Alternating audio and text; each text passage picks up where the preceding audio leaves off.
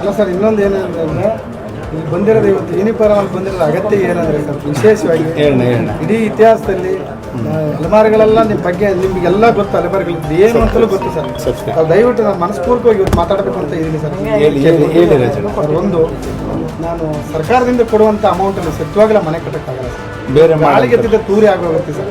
ಅದಕ್ಕಾಗಿ ನಾನು ಇದು ಚೀಫ್ಗೂ ಅಲ್ಲ ಸರ್, ಚೀಫ್ಗೂ ಸರ್, ಚೀಫ್ಗೂ ಕೂಡ ರೆಕಮೆಂಡ್ ಮಾಡಿಸಿದ್ದೀನಿ. ಮುಖ್ಯಮಂತ್ರಿಯಿಂದ ರೆಕಮೆಂಡ್ ಮಾಡಿಸಿದ್ದೀನಿ ಸರ್.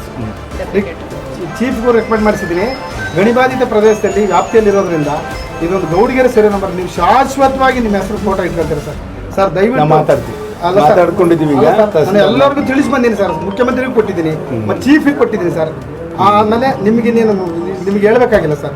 ಇಲ್ಲ, ನಿಮ್ದು ಇದು ಎಲ್ಲ ಎಲ್ಲೆಲ್ಲಿದ್ದಾರೆ ನಮ್ಮರು ಅಲ್ಮಾರಿಗಳು, ಅವ್ರದ್ದೆಲ್ಲ ಒಂದು ಪ್ಲಾನ್ ಮಾಡಿ ವಿಶೇಷವಾದ ಅನುದಾನದಲ್ಲ ಸರ್. ಗ್ರಾಮ ಪಂಚಾಯತ್ ಕೊಟ್ಟರೆ ಆಗಲ್ಲ ಸರ್. ಸತ್ಯವಾಗಿ ನಮಗೆ ಆಯ್ಕೆ 3 ಮತ್ತೊಂದು ಆಗ್ತಾರೆ ಸರ್. ಇವ್ರು ದಯವಿಟ್ಟು ನಿಮ್ದೊಂದು ಹೆಸರು ಅಲೆಮಾರಿ ನಗರದಲ್ಲಿ ನಿಮ್ಮ ಹೆಸರು ಆರಾಮಾಗಿ ಉಳಿಲಿ ಸರ್. ದಯವಿಟ್ಟು ಸರ್, ಫಸ್ಟ್ ಅವ್ರಿಗೆ ಸಾಲ ಇಲ್ದಂಗೆ ಮನೆ ಕಟ್ಕೊಳಕ್ಕೆ ಏನ್ ಮಾಡ್ಬೇಕು ಅದನ್ನ ಪ್ಲಾನ್ ಮಾಡಿ. ಹೌದು ಸರ್, ಹೌದು ಸರ್. ಅದನ್ನ ಮಾತಾಡಕ್ಕೆ ಅಂತಾನೆ ಉದ್ದೇಶಪೂರ್ವಕ ಎಲ್ಲ ಹೆಣ್ಮಕ್ಳು ಬಂದಿದ್ದಾರೆ.